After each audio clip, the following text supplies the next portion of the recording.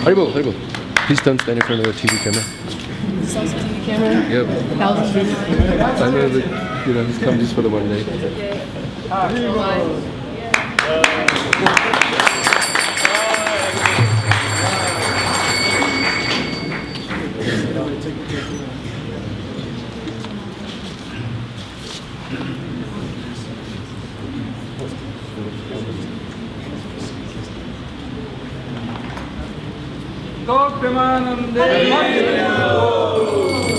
think anyone behind wants to see too.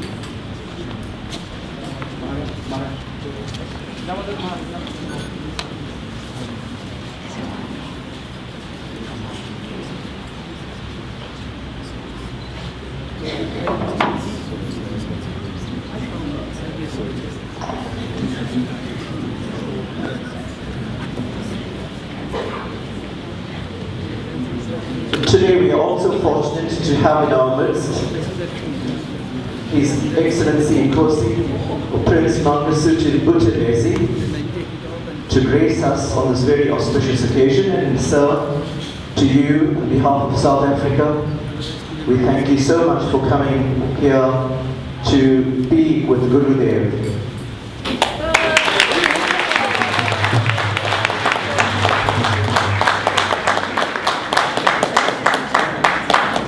His Excellency Prince Mangosuthu Buthelezi is the leader of the Inkatha Freedom Party, and those of you that have been following the politics of South Africa will know how much is done for the liberation of our people from bondage.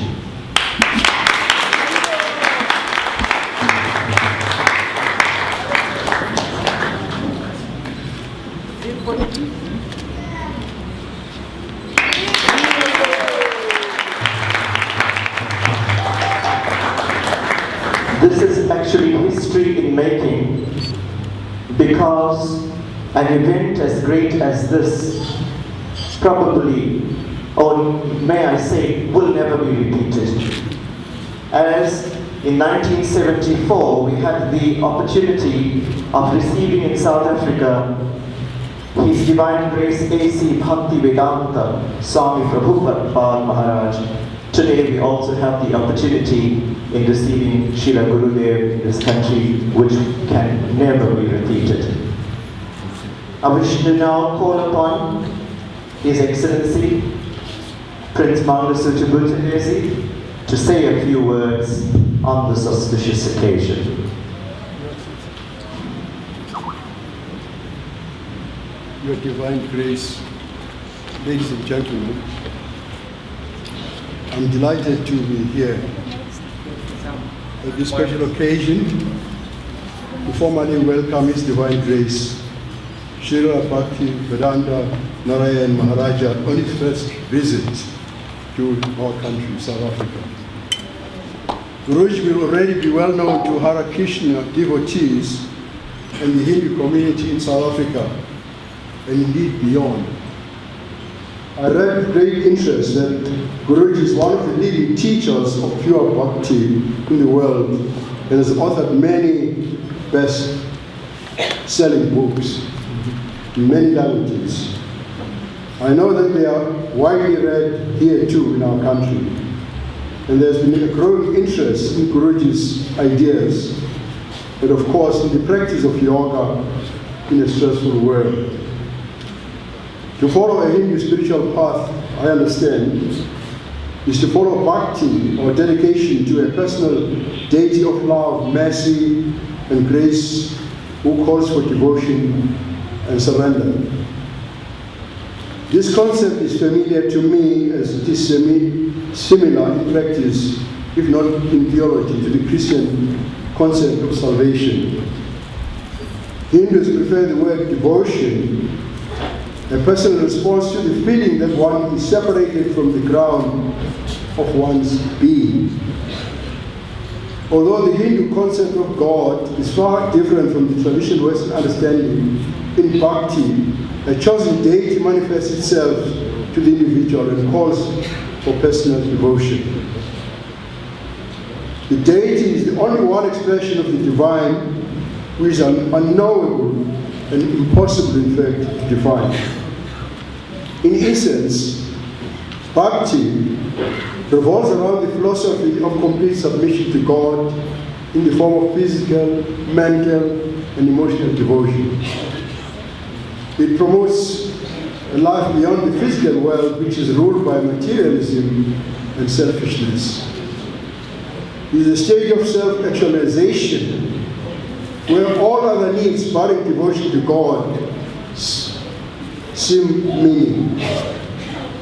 Throughout your life, ever since you were awarded the title Friend of the Devotees, your divine grace, you have drawn upon the universal spiritual insight that our real enjoyment is found itself in the spring of all pleasure, which is God. In the Christian faith, the Westminster Catechism expresses this wonderfully with the words, "What is man's chief end? To glorify God and enjoy Him forever," unquote. And I believe this sentiment resonates through all faiths, not just mine. So, ladies and gentlemen, and fellow devotees, in our respective faith teachings, we find the keys to solving our society's most intractable challenges. The spiritual and practical values which Guruji promotes will, if observed, help us to eliminate the ills that continue to blight the lives of our people. HIV, AIDS, poverty, unemployment, preventable disease and ill health, and other forms of social deprivation. Guruji has provided insightful guidance and loving shelter to all, irrespective of color, irrespective of creed, irrespective of class, who come to him seeking these eternal truths. I myself was delighted to visit the largest Hindu temple in the world in New Delhi in 2008, which is serving to promote these truths, and the visit left me enthralled. And one of the privileges of my life, Your Grace, has been the number of occasions on which I've had the privilege of worshiping my Maker with the Hare Krishna devotees. And that includes the official opening of the temple in Chatsworth, which I had the privilege of officially opening. With these short remarks, Your Divine Grace, it is therefore, ladies and gentlemen, on behalf of all of us in our country, it gives me great pleasure to formally welcome Guruji and to extend to him a warm and proud South African welcome. I hope His Grace will feel as welcome among us as I felt in India. Welcome, Your Divine Grace.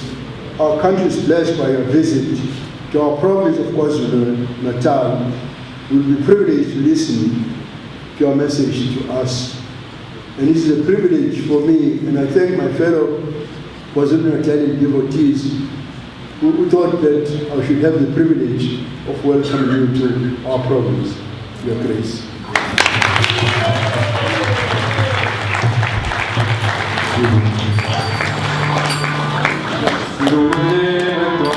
Gurudev is making a presentation of some of his gems to our illustrious guest.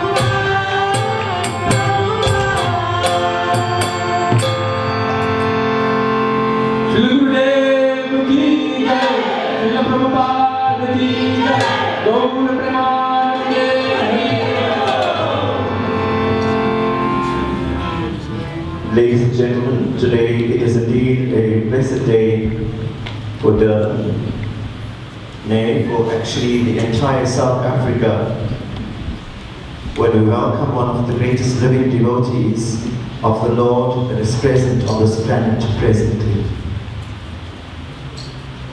His Divine Grace, Sri PureBhakti.Tv Goswami Maharaj, is the disciple of old Vishnupad Sri Srimad Bhakti Prajan Keshav Goswami Maharaj, who is one of the foremost leading disciples of old Vishnupad Sri Srimad Bhakti Siddhanta Saraswati Prabhupada.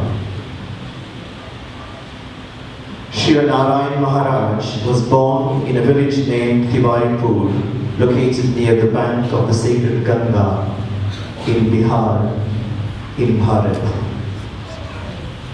He was born on the auspicious Amawas day of February 16, 1921, into a very religious Brahmin family.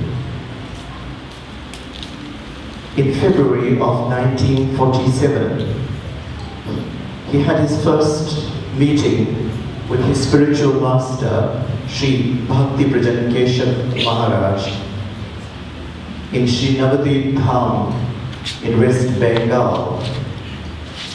Since that time, he has dedicated his entire life to his beloved Gurudev and the philosophy given by the disciplic succession of the Brahma, Madhav, Gaudiya Sampradaya, headed by Lord Brahma. That same disciplic succession has continued unbroken unto this present day.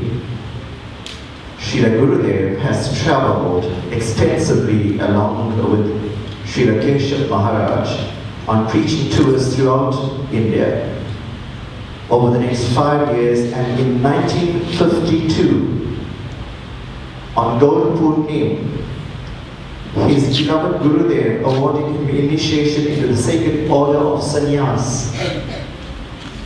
On the order of his Gurudev, he began to translate the sacred scriptures of Bharat from Sanskrit and Bengali into the native language Hindi, and subsequently his disciples have translated them into English, Spanish, Russian, Chinese, Portuguese, French, Italian, and many other languages.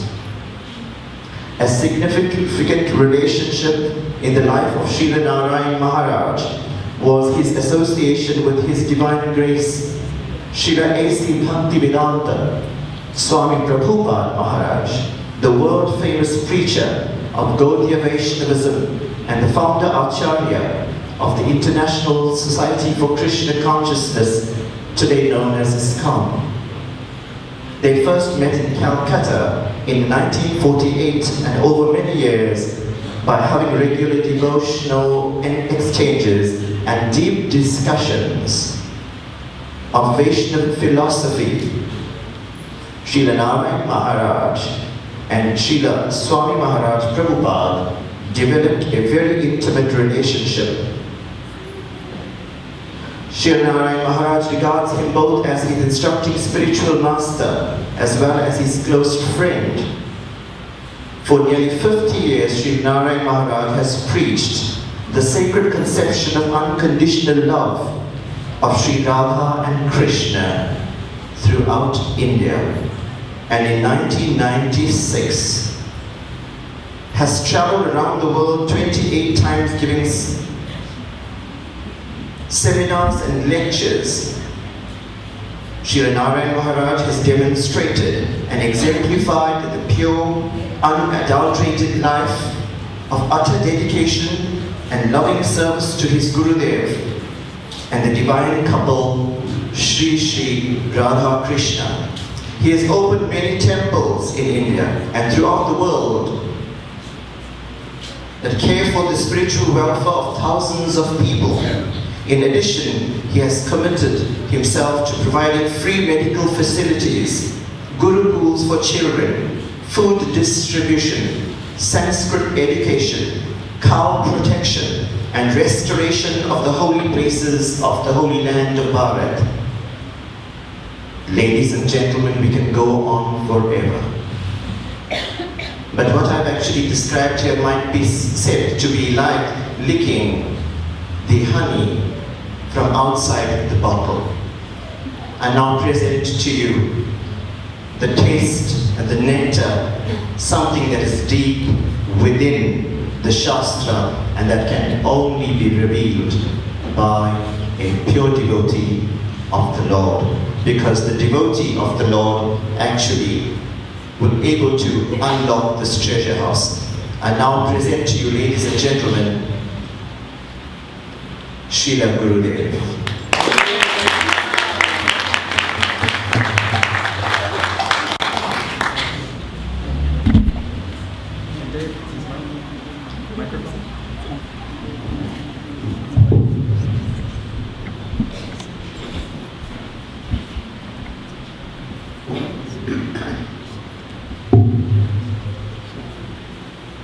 What is email? Is a leader political party? Yeah, who sent that? Enemy Tom. ज्ञानञ्जनशलाकया चक्षुरुन्मिलितं येन तस्मै श्रीगुरवे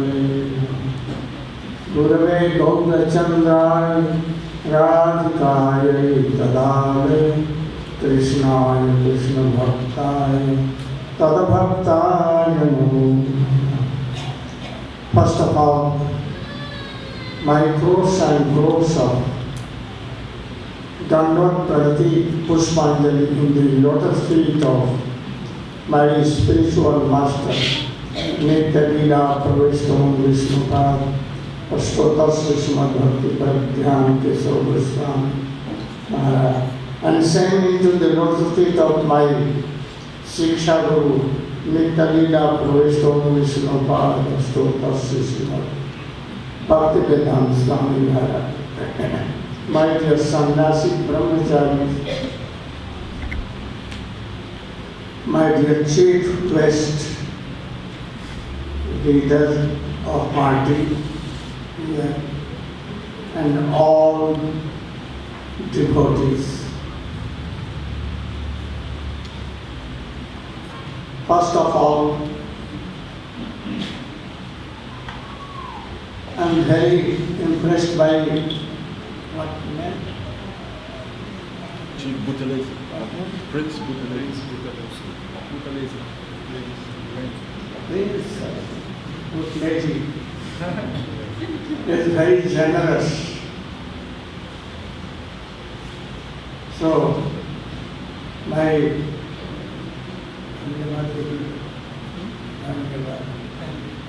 many thanks to Prince Mahoday.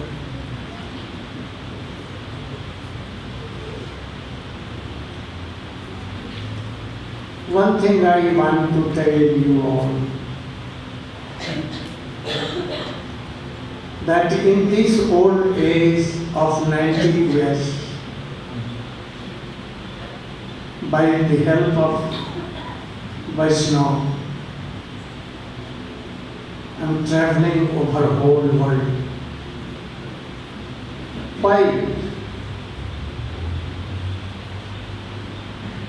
Really, all the countries and persons are in the prison of Yog Mahamaya. They think that they are now liberated and ruling over our countries. But this is wrong. We are bound to obey the order of Maya. First of all, we should think, I am not this body. The freedom of body or anything is nothing. We are soul, part and parcel of Supreme Lord. you should know also. Love is God, God is love, and love is God. Do you understand the meaning of this? What is the meaning of love? To love God means to love all the creation done by God. Also, cows, buffaloes, goats, and all the animals are son and daughter of God. Then why you kill them and eat them? If you love God, then why not love Him to the sons and daughters of God? You must. Then you should not eat meat. God has made a rule. Not meat and eating. To whom you are eating, they are standing in a row to take the revenge, and they will cut you and eat you. You must know what you do, reaction must come. If you do like this, oh, both hands will suffer somewhat. So, I have my tools to say that if he was free from Britain, France, Spain and other countries, but really you are not free. You are in the prison of Mahamaya. So you are obeying the order of Maya. That you are not soul and part and parcel of God, but, oh, you are this body. If you will eat, there is a course, a plate of $10,000. Oh, you will be very happy. If you will drink, oh, you will very. You will take meat. Oh. And we are following the orders of the. This is not freedom. Freedom means coming out from the clutches of Maya and we are realizing that you are part and parcel of Supreme Lord who is always happy. If you will realize so, then you will realize God. And what is God? How is God? He has said, if God has no say, then in Bible it has been written, God created man after his own image. What is the meaning of own image? If God has no form, no shape, no qualities, nothing, then what is God? Nothing. We should know all these things. God has form, quality. He is very merciful. He has all the qualities. And He has invested His all power, mercy and all the qualities in His names. Any name, God. God is not named, but it is like those who is creator of this world, generator and operator. Destroyer. Then this is God. G generator, O operator, D destructor. This is God. But what is the name if He has face? If He has form? Oh, then it is Krishna, His name. Once Jesus Christ went to India in his young age, and he went to Vrindavan, Puri, Jagannath Puri, and so many places. And there he heard Krishna, oh, the Supreme Lord. And then he went to Puri, then they called Krishna Krishna. Then he returned back to his country, he began to tell Christ. So Krishna and Christ is not different. So many similarity from Christianity and our Sanatan Vedic Dharma, Vaishnava Dharma. Like same, only Christians, they don't accept the form of God. But meaning is hidden. Meaning is that he has no worldly body, who takes birth and destroys. But transcendental birth, transcendental man, transcendental qualities he has. So Christianity and Vaishnavism of India, not too different, only very similar. But we are proud to say that we are best Christians and pure Christians.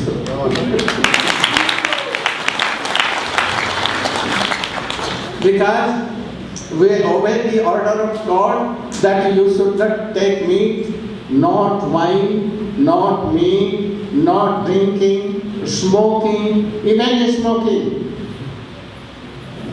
We should not drink. So our preaching is this in the whole world without caste and creed of anything. For all, our door is open for all.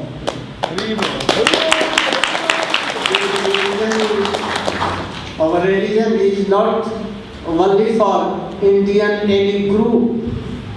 It is for all in the whole world, even in transcendental world. There we serve Krishna, we can serve Krishna like a friend, like a son, like a most beloved, so many ways. And then you can realize that what is happiness, what is this transcendental things, what we are going to preach over the whole world. And that is why I am very successful in my preaching, that everywhere they are giving up meat, wines, smoking, drinking, everything. And they are taking Harinam and chanting Harinam, and they are now happy. Here also, this is my first time, but I see so many devotees here, about 500, and also in yesterday in class 500.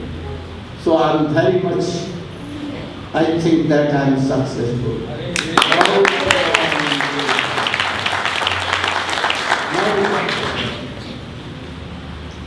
We are beginning our classes, Bhagavatam. Once in India, in Naimisharanya, 80,000 of rishis and munis were gathered there. They were discussing that iron age is coming. Ladies and men will give up their chastity and all kinds of religion. And ladies will be called beautiful only bride hairs and no chastity. So coloring lips by color, not by health. And like a prostitute, male will also be same. and it will increase in iron age. A lady is not actually lady who has not divorced his husband about 29.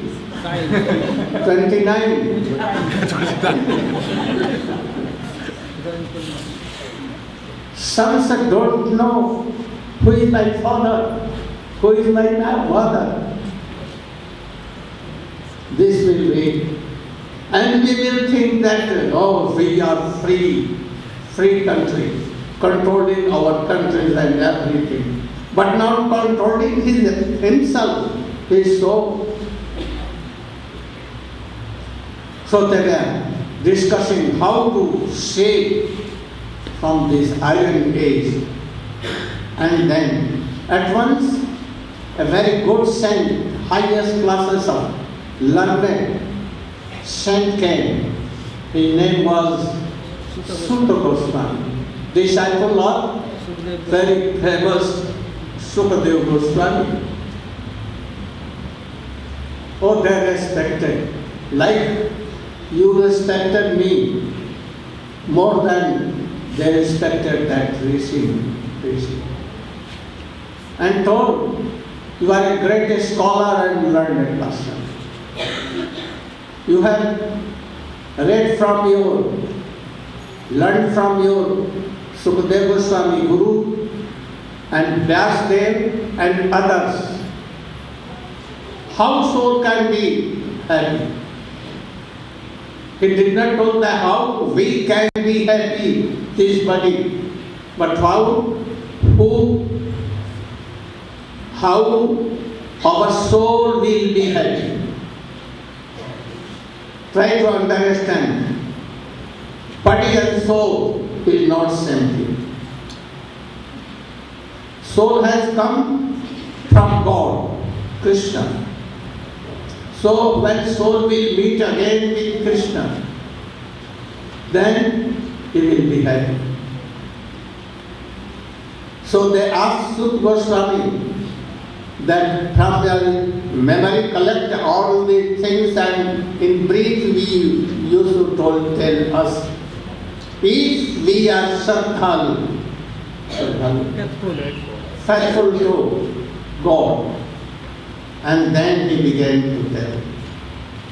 Savai pansam paro dharmo jato bhakti radokkaye ahe dukka damahita ja bhakti purushottam.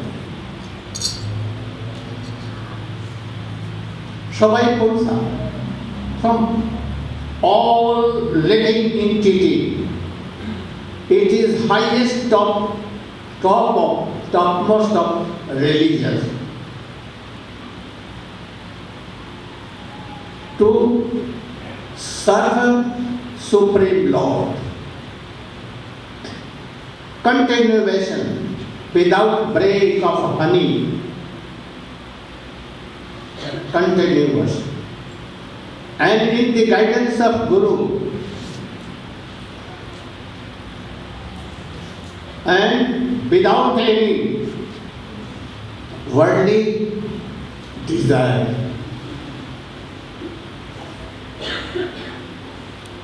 In the other slok, Srila Rupa Goswami has defined bhakti. This is called bhakti. Anna vilashita sunnam jnana karma adi anabhritam Krishna anusilanam bhakti uttama. In brief, very brief and clear words, he used to define this. Not so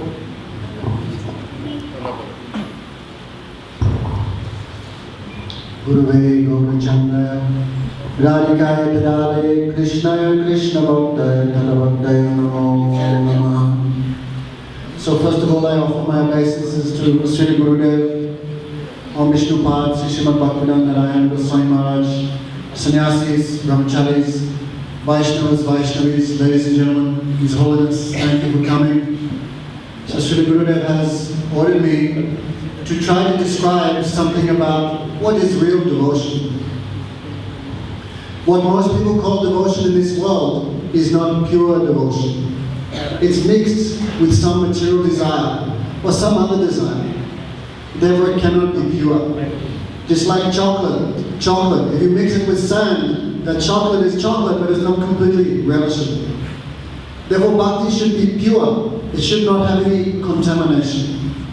Therefore, what is the definition of that bhakti Sri Rupa Goswami has described?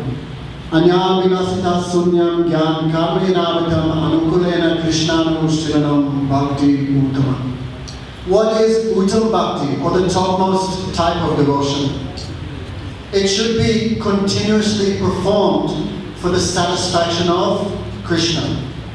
That means by body, mind, words, and also by feelings. We should perform all our activities for the satisfaction of Krishna.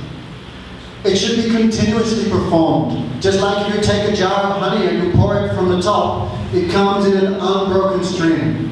Not that I should just go to church once a week and then do nonsense the other 6 days. Devotion should be continuously performed. Also, and most importantly, it should be done only for the satisfaction of Krishna. There should be no business mentality. So many people, they go to the temple and they pray, they go to the church, they go to the mosque, and what are they praying for? Oh, Jai Jagadisha Hari, give me a house by the sea. They're praying for so many material things from God. So this is like a business. Therefore, Rupa Goswami said, Anya vilasita sunya. Devotion should be performed without any type of material desire. Some people pray to God, oh God, give me good health. Oh God, give my wife good health. Oh God, give me a new wife. Oh God, give me a pay rise. So this is all not pure devotion. But still they are approaching Krishna, they are approaching God, so some touch of devotion is there. But it's not pure because it's mixed with other desires.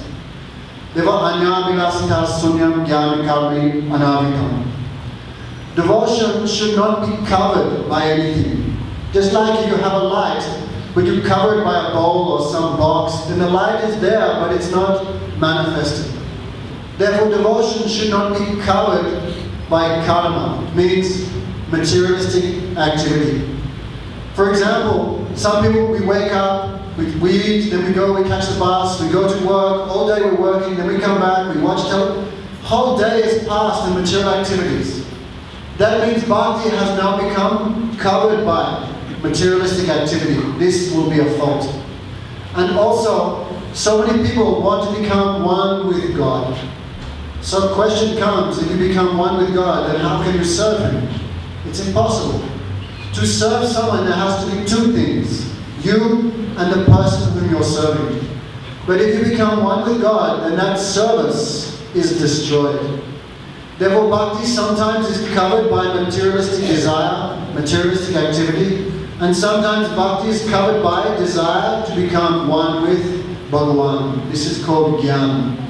Therefore, Rupa Goswami said bhakti should be free from any touch of materialistic desire. It should not be covered by materialistic activity. It should not be covered by a desire to become one with the Supreme Lord. It should be performed continuously in an unbroken manner, simply for the satisfaction of the Supreme Lord. This is called uttam bhakti. So the spiritual master, if he is a bona fide spiritual master, he should be the living manifestation of this mood of devotion to Sri Krishna. Therefore, because now we are in a mixed condition, we are not performing pure devotion, tasman guru prapadyeta jigyasa sri Rupama. Therefore, you must come to Guru and you must respect him, you must hear his words, and you must follow his instructions. Not that the words of Guru Dev go in one ear and then come out the other ear with nothing in between. Because if you follow the instructions of the Guru, then the mood of Guru will come in you. That's a good thing if the Guru is pure, and if the Guru is not pure, that is not a very desirable thing. Therefore, Rupa Goswami says, Anu Sivanam. The main thing about devotion in our present stage, it should be performed under the guidance of a perfected soul. And then by following his instructions, that mood of perfect, loving service to Krishna will manifest in the heart, otherwise it will not manifest. Thank you.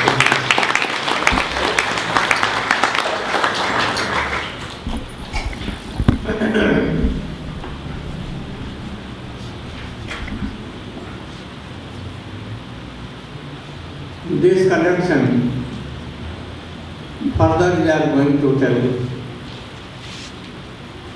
that Srila Vyasdev, the incarnation of Supreme Lord,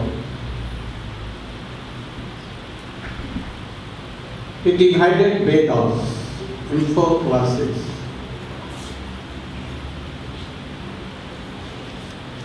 He wrote Brahma Sutra, essence of all Vedic literature. But it was too hard to understand. Then he made so many Purans in easy language. Also,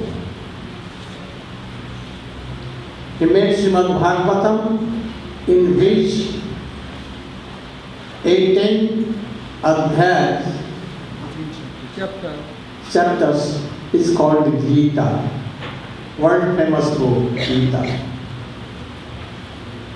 But yet he was not satisfied. In the meantime, his Gurudev, Narad Rishi, came there and he told, "You did not seem to be happy. You had done everything. You have done so many vast literature that in thousands of lives a man cannot finish it. But you are not happy. Why? Gurudev, I don't know this thing. If a yogi, peasant does not know what rogue is mine, and then he goes to any very good doctor, and he tells that, oh, this is your rogue, and give medicine. So Gurudev, you decide why I am not happy. Oh, I know. You have told about dharma, artha, kama, moksha. English word meaning? Mundane religiosity, desire for accumulating wealth, sense gratification, and ultimately liberation. But you have not glorified Krishna Supreme Lord. You have not written anywhere the sweet pastimes of Krishna, that even Supreme Lord was binded, unlimited God was binded by his mother Yashoda. Not only that, had he written that Krishna is telling that Napareham Nirvana Sanjuya, oh gopis, for me you have left your houses, your husbands, your father, mother, your chastity, your everything left for me.